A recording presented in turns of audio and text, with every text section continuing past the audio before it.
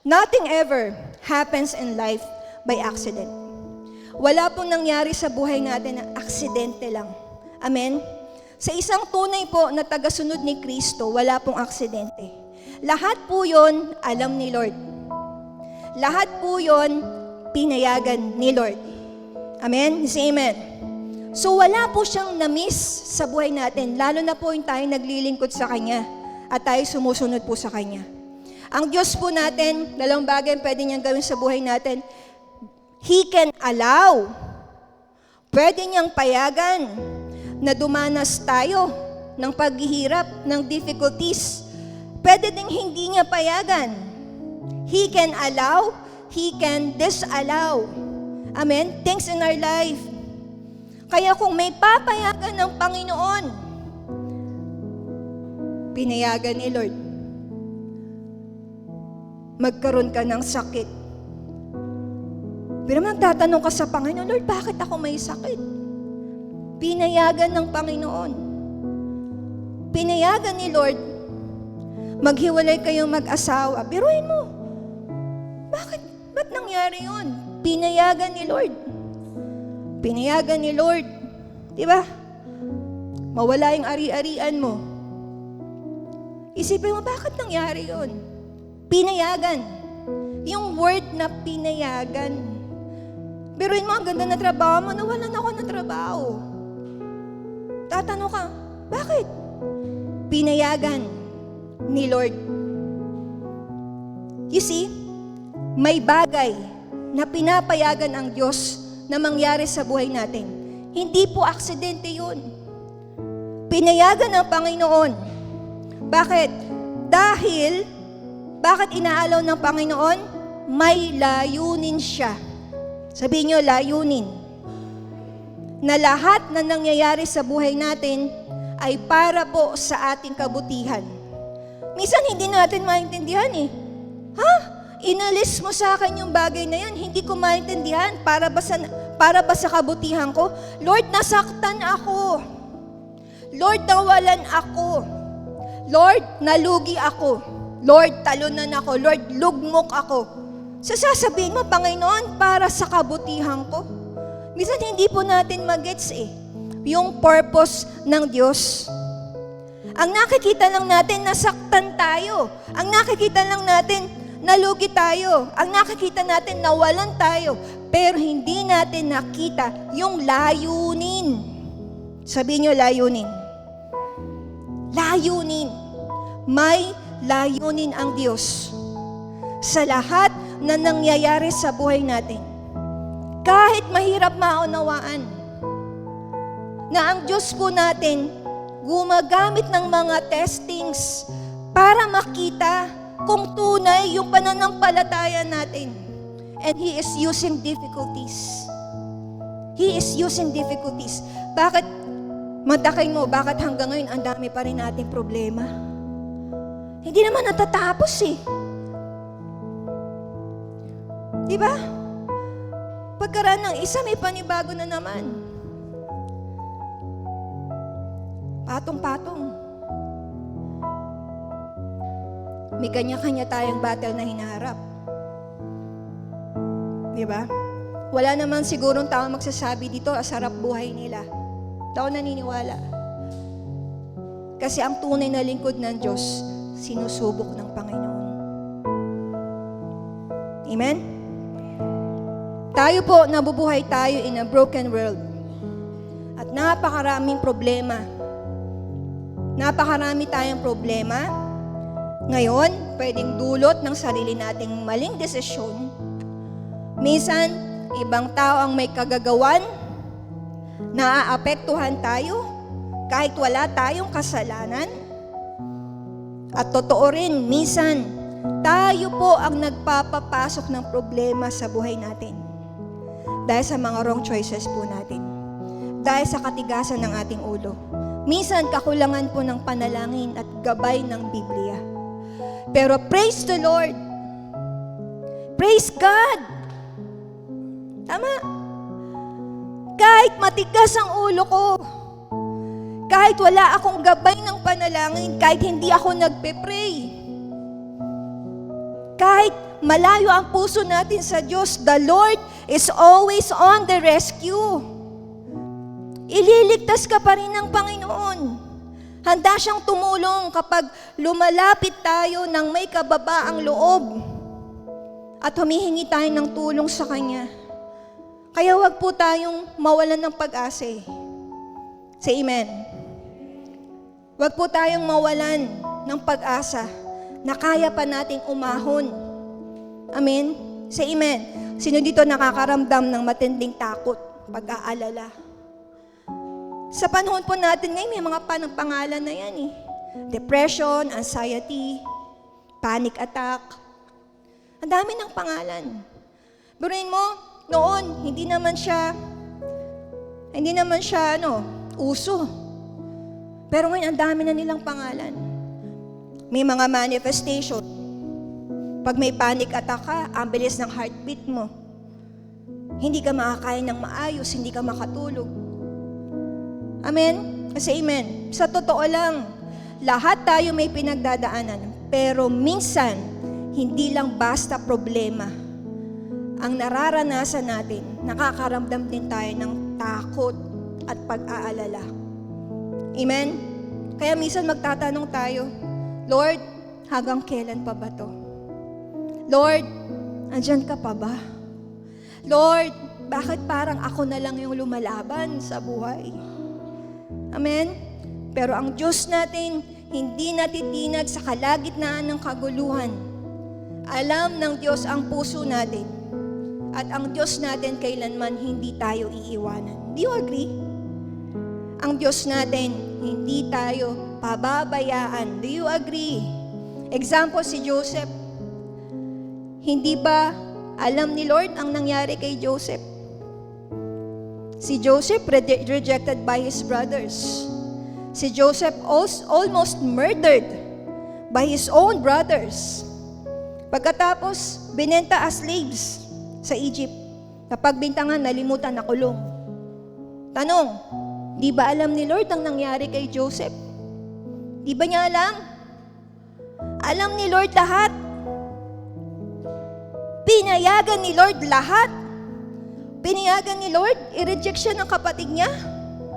Pinayagan ni Lord na mapagbintangan siya. Pinayagan ni Lord na itapon siya at ibenta bilang slaves. Pinayagan. Amen?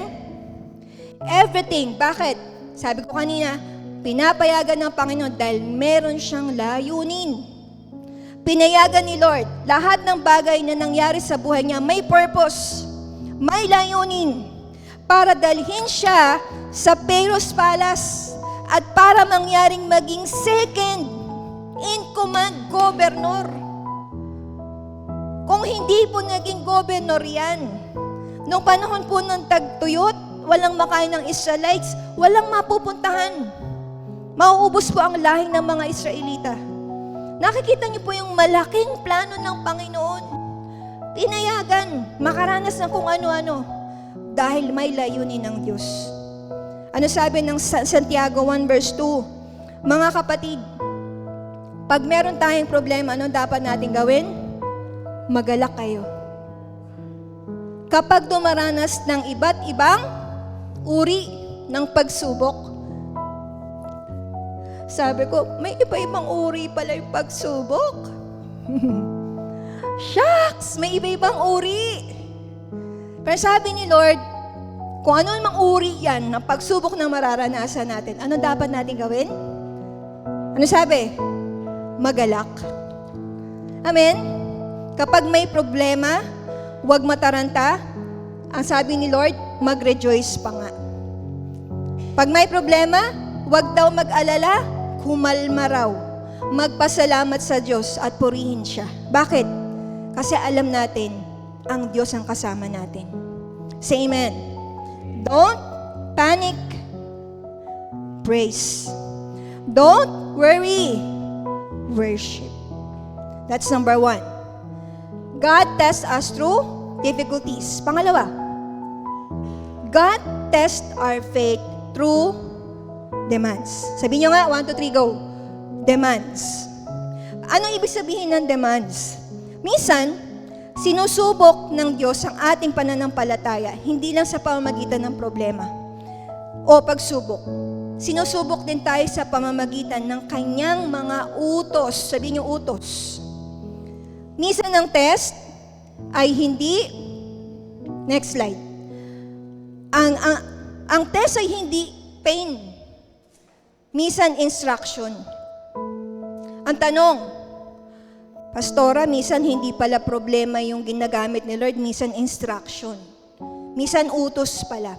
Ang tanong, susunod ka ba kahit hindi mo naintindihan? Susunod ba ako, Lord, kahit mahirap? O kahit walang kasiguraduhan? Tingnan niyo po yung unang test. Yung test of obedience ni Abraham. It was by faith that Abraham obeyed when God called him to leave. Buriin mo si Abraham, sinubok. Hindi lang sinubok ng problema, ha? Sinubok ng utos ng Diyos. Umalis ka sa lupang kinalakhan mo. Umalis ka dyan. Hindi niya alam saan siya pupunta. Pero sumunod si Abraham. Yon ang pananampalataya. You see, faith is tested when God asks us to obey. Even when it doesn't make sense. Amen? Ano pang test? Meron tayong tinatawag na test of surrender. Diba? Genesis 22, ano sabi ng Panginoon sa kanya? O take your sons. Take your son, your only son Isaac, whom you love. Go to the land of Moriah. Sacrifice him. Pero yun ang instruction ni Lord. Nakakabaliw. Pero ang ginawa niya, nag-utos ang Panginoon, sakripisyo yung pinakamamahal niya. Hindi madali yun. Hindi malinaw sa kanya yun. Pero sumunod siya. Testing. Amen? Meron tayong tinatawag na test of trust. Kagaya ni Pedro. Di ba, nakita niya si Jesus Christ naglalakad sa tubig. Amen? Nakita niya si Jesus Christ, Lord, gusto ko rin pumunta dyan. Halika, come. Halika, lumakad ka. Amen? Si Pedro, although nung panahong yon, discouraged at pagod, parang walang saysay ang utos ni Jesus Christ. Pero ang sagot niya, because you say so. Sometimes faith is obeying when it go against our own logic or experience. Amen? Look at me. May pinapagawa ba ang Panginoon sa atin ngayon? May mga tao ba na gusto ni Lord patawarin natin? May mga hakbang ba ng pagsunod na tinatawag ang Panginoon na gawin natin? May paglilingkod ba na kini-question tayo sa Kanya? Tingnan niyo po ito. Demands in life versus demands of God. Wala. Hindi siguro na safe. Ang demand po ng buhay, look at me, kadalasan po nakakapagod. Pero hindi laging may saysay. Example, may pressure ka sa trabaho, pero wala kang peace. Amen? May expectations ng ibang tao, pero ang hirap nilang i-please. May peer pressure para makasabay sa uso. May overcommitment sa maraming bagay na hindi ka naman pinapalago spiritually. Ang daming demands ng buhay. Pero tingnan niyo po ang demands ng Diyos. Ang demands ng buhay, draining but empty. Naubos ka, pero sa dulo, wala ka pa rin. Empty ka pa din. Pero ang demands of God, it is costly. But life-giving. Ang utos ng Diyos, hindi laging madali eh. Pero laging may bunga. Ano sabi ni Lord? Ang utos ng Panginoon, forgive. Kahit nasasaktan ka. Ang utos ni Lord, go! Kahit hindi mo alam ang susunod. Ang utos ni Lord, give. Kahit kapos. Ang utos ni Lord, stay. Kahit gusto mo nang bumitaw. Ang utos ni Lord, serve kahit pagod ka. You see, yung mga utos, minsan mahirap sa simula. Yung utos ni Lord, yung demands ng God, mahirap sa simula, pero may kapayapaan sa puso. Yung utos ni Lord, pwedeng sa unang may struggle tayo, pero may bunga. Yung utos ni Lord, pwedeng may sakripisyo, pero may reward. Amen? Kaya tingnan po natin demands in life versus demands of God. Alin ang mas sinusunod natin? Mas pressure ba tayo sa mundo? O mas pressure tayo sa utos ng Diyos? May pinapagawa ba si Lord na hanggang ngayon, tinatanggihan pa din natin kasi Lord, mahirap. Amen? Kaya magkaiba po yan eh. Sino susundin ko? Susundin ko yung mundo o susundin ko ang Panginoon? Amen? Doon tayo masusubok. Sa panahon natin ngayon, ang dami natin pwedeng pagkabisihan. Na-choke na tayo ng cares ng mundo eh. Dati hindi naman tayo pumapasok ng Sunday, napipilitan tayo kasi kailangan pumasok. Dati naman ang mga nanay walang trabaho, napipilitan magtrabaho dahil hindi kaya. Grabe ang demand ng buhay eh. Tinulak na tayo ng demands ng buhay para lumimot sa Diyos. Amen? Say amen. At lahat ng yan ay testing ng Panginoon sa atin. Say amen. Testing ni Lord para mapatunayan kung tunay ba ang ating pananampalataya sa Kanya. Recap. God tests us through difficulties. Pangalawa, God tests us through demands. Number 3. Ito hindi ko po alam kung sasang-ayon po kayo sa akin. Number 3, God tests our faith through wealth. Sabihin niyo wealth. Kayamanan sa Tagalog. Pag gusto mo ng kotse, kailangan meron kang pera. Pag gusto mo ng bahay, anong kailangan mo? Pera. So, pera ang labanan. Tama? Pag may pera ka, makakabili ka ng lupa, makakabili ka ng bahay, makakabili ka ng gusto mo, makakabili ka ng kotse. Ibig sabihin, pag sinabing wealth, pera. Alam po ba natin na ginagamit din ni Lord na pang-testing ang pera? Amen? Ginagamit din ni Lord yan. Sinusubok tayo sa ating kaperahan. Sinusubok tayo sa ating mga tinatanggap. Amen? Ang pera, ang possession. Okay? Pag ang tao nagkaroon na ng pera, tiniwala kayo, nagbabago yung ugali niya? Diba? Meron ba kayong kilala? Pagkatas yumaman?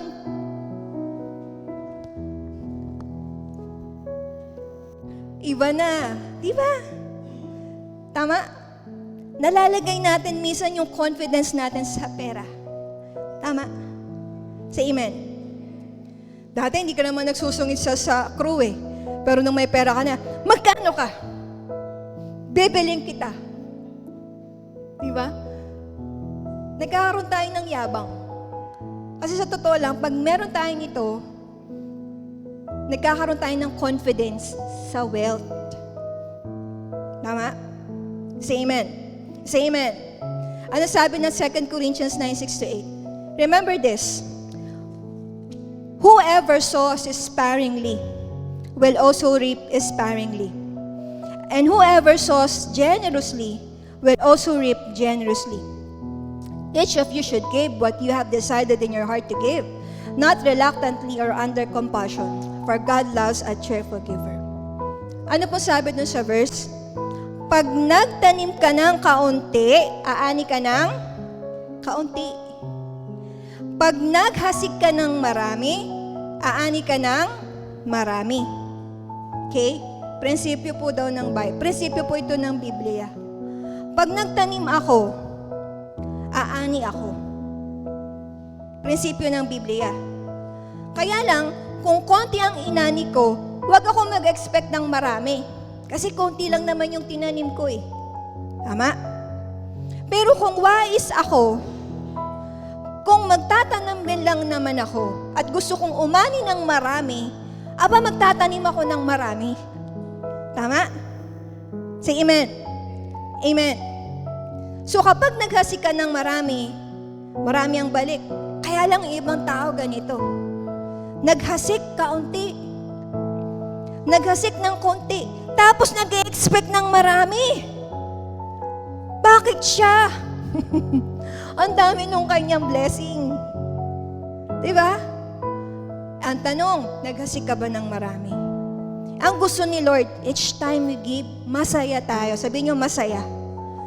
Masaya. Paano yun? Yung nagbibigay ka ng masaya. Paano magbigay ng masaya? Amen? Kadalasan po ngayon ang pagbibigay, nakakaiyak. Lord, naiiyak ako. Wala akong pambayad ng kuryente, Lord. Naiiyak ako. Sabi ni Lord, sayahan niyo naman yung pagbibigay. Nakakaiyak ang pagbibigay. Tama? Tama? Sabi ni Lord, pag nagbibigay daw tayo, dapat masaya daw tayo. At may sariling kapasyahan. At hindi napipilitan. Nung nagbigay ka na, Lord, pinipilit mo naman ako, pambayad ng Meralco to, Lord. Pinilit mo naman ako, Lord. Pinilit ka. Amen? Bakit gusto ni Lord masaya tayo nagbibigay, hindi napipilitan? Kasi ang Diyos natin, nung binigyan tayo, galak na galak siya. May kagalakan na nagbigay ang Diyos sa atin. Biruin mo. Biruin mo, hindi ka naman faithful. Biruin mo, hindi naman tayo deserving. Pero yung blessing ni Lord, kahit kailan, hindi nagkulang. Laging sobra-sobra. Tama? Kung babasihan lang yung pagbibigay natin, eto, konti lang binigay. Eto lang sa'yo, Erlinda. Eto, grabe giving nito. Eto sa'yo, Pau-Pau. Hindi ganun. Binibigay ng Diyos yung hindi natin deserve. Amen? Kaya kung natuwa po tayo sa blessing sa binigay ng buhay sa atin, dapat happy din tayo magbalik. Lord, this is for you. Say amen. Say amen. Malakay 3:10. Bring the whole tithe into the storehouse, that there may be food in my house. Test me in this. Sabi ni Lord dito, sige, subukan niyo ako. You see, if I will not throw open the floodgates of heaven. Biruin mo, pagka binubuksan ang dam, yung mga floodgates, di ba takot na takot tayo? Pero sabi sa verse, subukin niyo ako dito. Pag hindi ko buksan ang floodgates of heaven, biruin niyo, floodgates of heaven bubuksan, rumaragas ang pagpapala yun. Di ba? Rumaragas ang pagpapala. Kaya ang Malakay 3:10, that is a test of faith. Hindi lang test of faith, test of God's faith, test of what? Of our faithfulness to His Word. Kasi sabi doon, dito subukin niyo ako. Subukin niyo ako sa bagay na yan. Pag hindi ko buksan ang bintana ng langit at ibuhos sa inyo ang masaganang pagpapala. Tanong, Pastora, yung pera ba't pananampalataya related sa isa't isa? Opo. It is related. Malalim ang kaugnayan nila. Luke 16:11. Kung hindi kayo mapagkakatiwalaan sa mga kayamanan ng mundong ito, sino ang magtitiwala sa inyo sa tunay na kayamanan? Amen? Kung di daw natin kayang hawakan ng tama ang pera, paano tayo mapagkakatiwalaan sa mas mahalaga pa at sa mga bagay na makalangit? Ano ibig sabihin? Hindi issue pera. Amen? Ang pera hindi lang financial issue, but it is also spiritual test. Pera, pwedeng ibili ng worldly wealth, pero yung kaluluwa natin, yung ugnayan natin sa Diyos, ang gusto ng Panginoon, diyan tayo mag-invest. Kaya nga sabi nila, dapat ang prinsipyo natin 70-30. Sabihin nyo 70-30. Kung mag-invest ka sa lupa, siguraduhin natin mas malaki ang investment natin sa langit. Bakit? Sa lupa, mga kapatid, may insekto. Sa lupa, may magnanakaw. Meaning, ang bagay na i-invest natin sa lupa, temporary. Risky, nasisira. Pero sa langit, ang investment natin, walang kalawang. Sa langit, walang magnanakaw. Sa langit, walang inflation. Sa langit, secure ang ating investment. Kaya kung mag-invest tayo, 70-30. Saan mo nilalagay ang pera mo? Nandun ang puso mo. Amen? Kung yung mayaman, na born again, mas lalong payayamanin ni Lord. Kung yung hindi pa mayaman ay na born again, nako, lalong payayamanin ng Panginoon. Bakit? babaguhin ng Diyos ang puso natin towards wealth. So yun dito, sabi nila, Pastora, pag nanalo ko ng 1 million, bibili tayo ng church. Ako na to, nagloto ka pa. Napahamak pa tayo. Pastora, pag nabenta ko yung... Diba? Amen? Pero naniniwala kayo, payayamanin kayo ng Panginoon? Sino naniniwala payayamanin ng Diyos? Amen? O hinaan naman ang sagot. Sino naniniwala payayamanin ng Diyos? Amen. Payayamanin tayo ni Lord. Kaya kung anong meron tayo, mapagkatiwalaan tayo sa kung anong meron tayo. Say amen. Do you agree? Amen? Last na. God tests our faith through difficulties. God tests our faith through demands. Samahan na ako ng banda. And God tests our faith through wealth. Last. God tests our faith through delays. Sino dito takot pag nade-delay sila? Matakot ka pagka na-delay si Pam. Di ba? Siya ba natatakot na de-delay? Alam niyo ba mahirap ang delays? Hindi lang sa utos, hindi lang sa problema, sinusubok ng Diyos ang tao. Pero sinusubok din tayo sa panahon na tayo naghihintay. Amen? Sa apat na yan, ano sa tingin mo yung sobrang nag-strike sa puso mo? Lord, sinusubok mo ako sa difficulties. Lord, nasusubukan ako sa demands. Lord, sa wealth. Lord, sa delays. Amen? Sino sa inyo, naranasan nyo ng maghintay at pumila ng mahaba sa LRT, sa MRT, sa grocery? Di ba ang hirap maghintay? Tama? Aminin natin, hindi masarap maghintay. Napakahirap. Gaano pa kaya kung naghihintay po tayo sa sagot ng Diyos? Kung nagpe-pray tayo ng healing, hinihintay natin yung sagot ng Diyos. Gaano pa kahirap ang maghintay ng sagot ng Diyos para sa provision, para sa breakthrough, para sa restoration, para sa calling. Mahirap maghintay. Lamentations 3:25. The Lord is good to those who wait for Him, to the soul who seeks Him. Anong ibig sabihin ng verse? Hindi lang sinabi nung talata, mabait si Lord sa mga naghihintay. Hindi.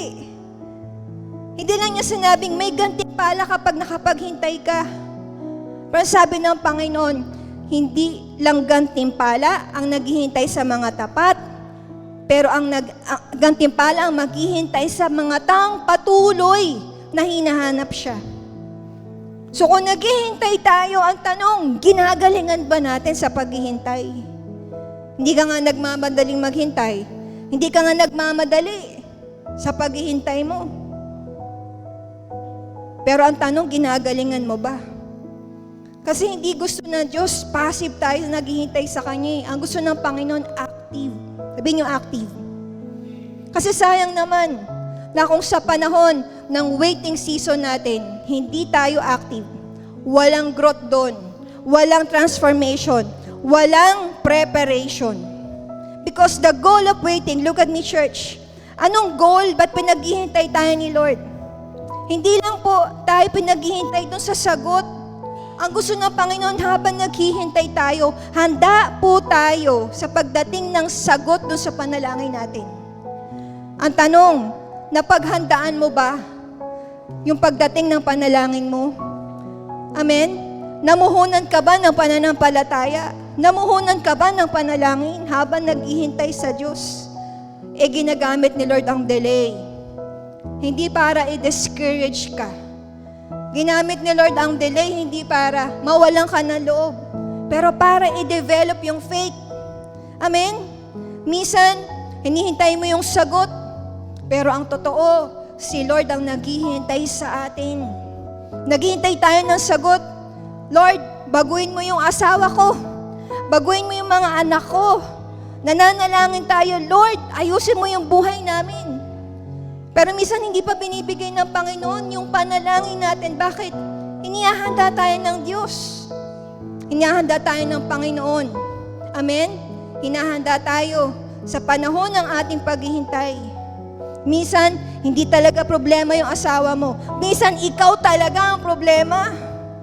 Minsan, akala mo, pinapanalangin mo, magbago sana to. Pag nagbago to, magbabago ako, magiging maayos ang buhay namin. Hindi ganun eh. Pag hindi na to, wala na ako sa sitwasyon na to, magiging maayos at hindi. Minsan, di alisin ni Lord yung sitwasyon eh. Minsan, hindi nga iti-turn around yung situation eh. Minsan, pababayaan ka ni Lord, nandun ka. Bakit? Ang target ni Lord, puso. Nasa panahon, naghihintay po tayo sa panalangin. Darating yung point, hindi mo na pinapanalangin yung asawa mo. Darating yung point, hindi mo na pinapanalangin yung gusto mo. Darating yung point, hindi ka na nagpe-pray for your desire. Darating yung point, sa panahon naghihintay ka, nananalangin ka sa Panginoon, ang panalangin mo, Lord, let your will be done. Lord, hindi yung gusto ko. Yung gusto mo. Ang tagal na nating nilaban yung gusto natin. Lord, ayoko nang ilaban yung gusto ko. Ang tagal ko nang pinagpe-pray. Kasi ang target ni Lord, hindi naman sagutin yung panalangin mo. Ang target ni Lord, baguhin ka. Na dumating ka doon sa point, masurrender mo yung gusto mo sa Lord. Sabi mo doon sa gusto mo, God, ito yung gusto ko. Lord, ito yung gusto ko. Lord, ito talaga. God, sa akin na lang to. Pero gusto ni Lord, pero mo, nag-struggle ka, ang tagal. So dito, ang tagal ka nag-i-struggle. Ang tagal mo lumalaban sa Diyos. Well, in fact, ang gusto ng God, bitawan mo yan. Tagal, 3 taon, 4 na taon, 5. Ganon pa rin ang panalangin. Ang tagal. Kaya minsan yung delay natin, hindi dahil inalaw ni Lord ma-delay eh. Nade-delay tayo dahil sa sarili nating kagagawan. Do you agree? Na-delay tayo kasi bakit? Tigas ulo natin. Do you agree? Tigas ng puso natin. Pero kung sa simula pa, binago na tayo ng ating panalangin sa Diyos. Dumaan tayo sa testings, sinuko natin agad sa Panginoon. Hindi sana tatagal. Say amen. Bakit tayo pinaghihintayin ng Diyos? Kasi prepare niya ang puso natin. Kasi pinapalalim niya ang tiwala natin sa Kanya.